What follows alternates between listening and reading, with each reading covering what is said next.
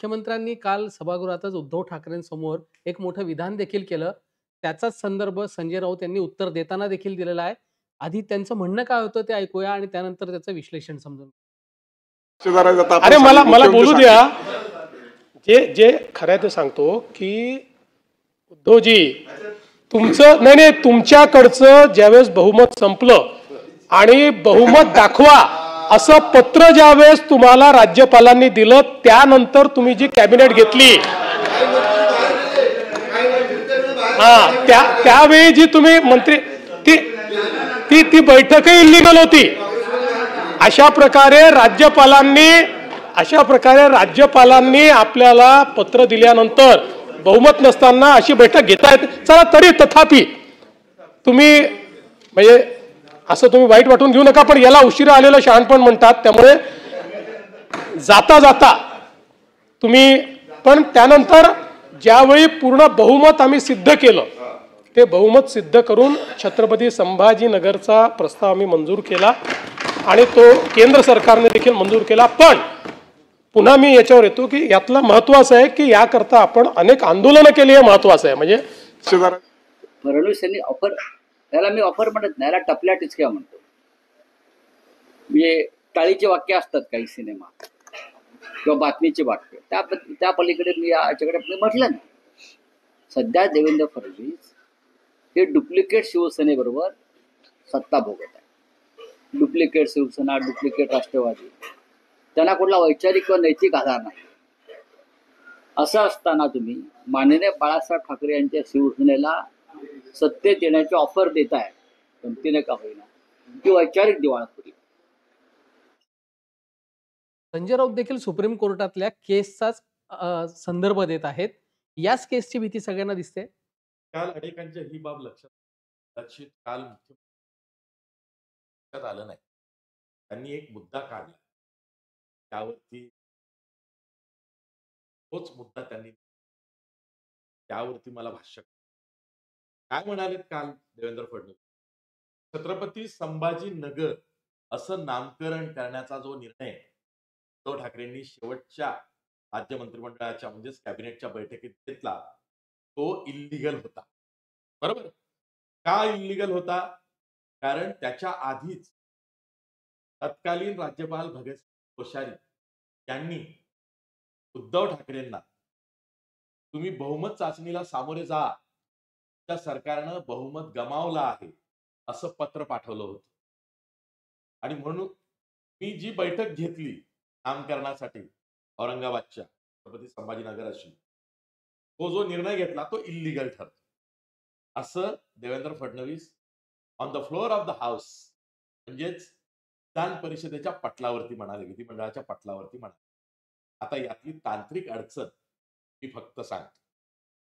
लक्षात घ्या, 25 जून 2022 ला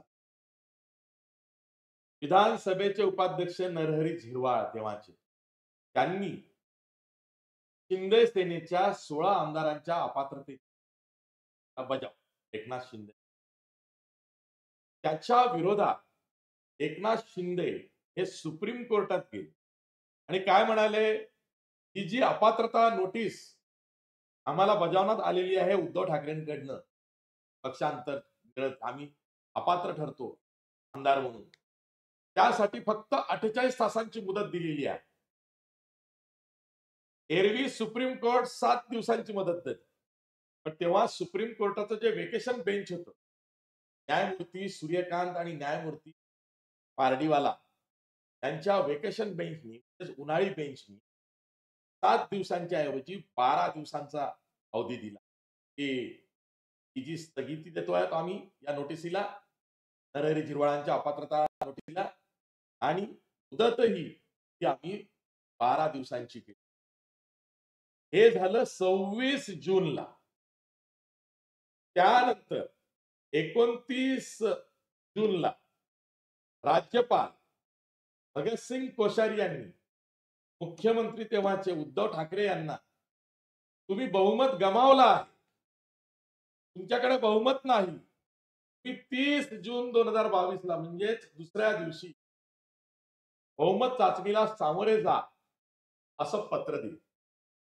त्याच्या एक दिवस आधी 28 जूनला तत्कालीन विरोधी पक्ष नेते म्हणून देवेंद्र फडणवीस हे तत्कालीन राज्यपाल भगतसिंग कोश्यारी यांना राजभवनावर जाऊन भेटले आणि त्यांनी पत्र दिलं की या सरकारने महाविकास आघाडीच्या बहुमत गमावलेला आहे.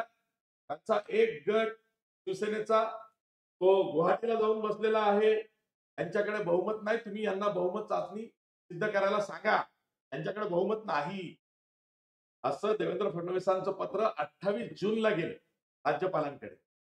त्यानंतर दुसऱ्या दिवशी राज्यपाल भगतसिंग कोश्यारींनी उद्धव ठाकरेंना सांगितलं, विरोधी पक्ष नेतेही म्हणतात की असं असं झालेलं आहे, तुम्ही बहुमत चाचणीला सामोरे जा.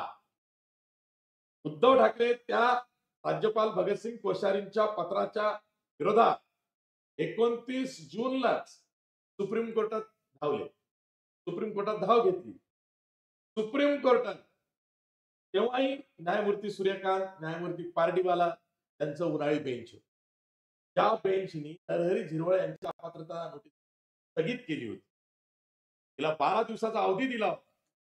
मॅटर सबज्युडाइज होतं, म्हणजे प्रलंबित होतं सुप्रीम कोर्टात. त्याचा विचार न करता भगतसिंग कोश्यारी जे म्हणतायत ते तुम्ही करा, तुम्ही बहुमत चाचणीला सामोरे जा, असा निर्णय दिला.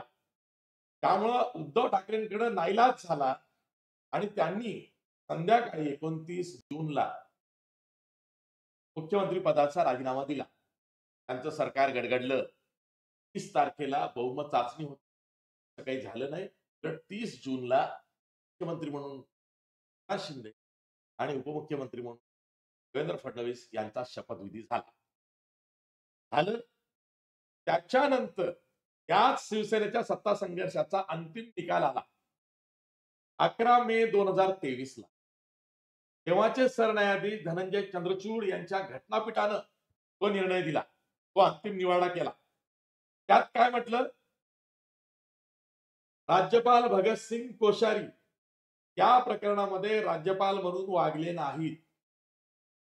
या प्रकरणामध्ये त्यांचे आदेश बेकायदेशीर होते. कोणता आदेश होता तो? उद्धव ठाकरेंना बहुमत चाचणीला सामोरे जा, हा जो आदेश होता, हे जे पत्र होतं तत्कालीन राज्यपाल भगतसिंग कोश्यारी यांचं, ते बेकायदेशीर होतं म्हणाले. कोण म्हणालं?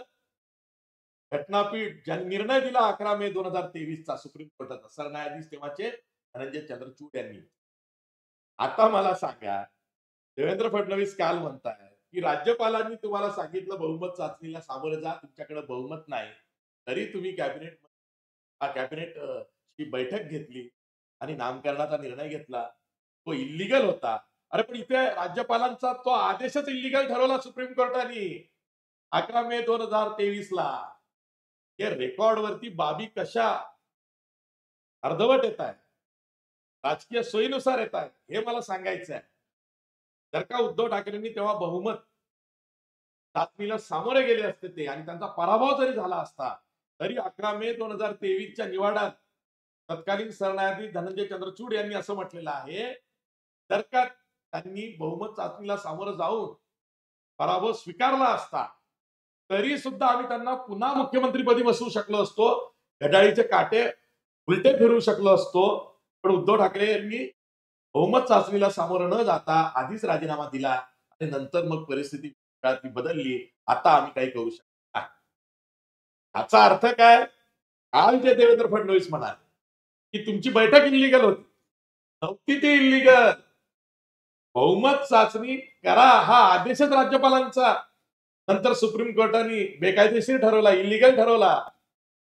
आणि विरोधी पक्ष नेते म्हणून देवेंद्र फडणवीसांनी तेव्हा राज्यपाल भगतसिंग कोश्यारींना सांगितले की सरकारने बहुमत गमावलं, यांना बहुमत चाचणी घ्यायला सांगा.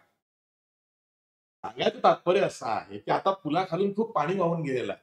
काल खरं तर हे जे मी आता सांगतोय हे उत्तर काल उद्धव ठाकरेंनी तिथेच सभागृहात द्यायला पाहिजे होतं. तुम्ही माझी बैठक इल्लीगल ठरवताय, माझा निर्णय इल्लीगल ठरवताय. अहो, राज्यपालांनी जो आदेश मला दिला बहुमत चाचणीला सामोरे जा म्हणून, तोच सुप्रीम कोर्टाने 11 मे 2023 ला इल्लीगल बेकायदेशीर ठरवलाय. तुम्ही मला काय ऐकवता?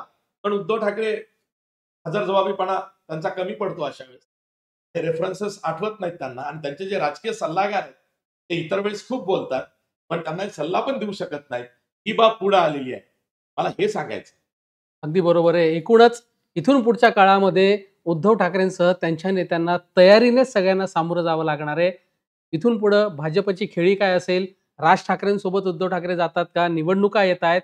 या अनुषंगाने पुढचे आता महिने जे येत आहेत ते आणि ही तयारी त्यांना करावी लागेल. मी पुन्हा पुन्हा सांगतोय, 26 जून 2022, 29 जून 2022 दोन परस्पर निर्णय, परस्पर विरोधी निर्णय, विरोधाभासी निर्णय.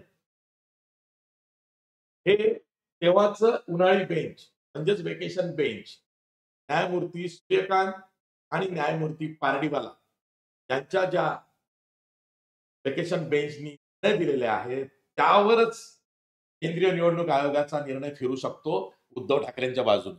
आणि आता योगायोग बघा कसा आहे. ज्या न्यायमूर्ती सूर्यकांत आणि पारडीवाल यांच्या उन्हाळी बेंच पासून हे सगळं सुरू झालं, ते कॉन्ट्राडिक्शन झालेलं आहे आणि ते निस्तारण्याचा प्रयत्न नंतर सरन्यायाधीश माजी NV रमन्ना यांनी पण केला. पुढे तो धनंजय चंद्रचूड यांनी पण केला. ही बाब आता न्यायमूर्ती सूर्यकांत यांच्याच वेकेशन बेंच समोर नाही तर पूर्ण पीठासमोर आली. म्हणजे त्यांच्यासोबत आता न्यायमूर्ती सूर्यकांत यांच्या बरोबर न्यायमूर्ती जयमाला बागची पण आहे. आणि म्हणून मला स्वतःला असं वाटतंय या प्रकरणामध्ये आत्ताचे जे सरन्यायाधीश आहेत गवई यांचं घटनापीठ बसू शकेल. आणि इथे कॉन्ट्राडिक्शन हे started with the vacation bench June 2022. तेच वेकेशन बेंच मधले एक जज हेच आता पूर्ण पीठ घेऊन म्हणजे खंडपीठ घेऊन दुसऱ्या न्यायमूर्तींसोबत रुलिंग करतायत. हे कॉन्ट्राडिक्शन नाही का? हा विषय गंभीर आहे. बरोबर. आणि हे न्यायालयात सगळे येऊ शकतात. बरोबर. त्यामुळे ऑगस्ट महिन्यामध्ये या प्रकरणाची जी सुनावणी होणार आहे आणि कोर्ट त्याबाबतचा निर्णय देणार आहे, त्या निर्णयानंतर महाराष्ट्राचं राजकारण फिरू शकतं. त्यावर आमचं लक्ष असेल. तुम्ही पाहत राहा तोपर्यंत लोकमत.com.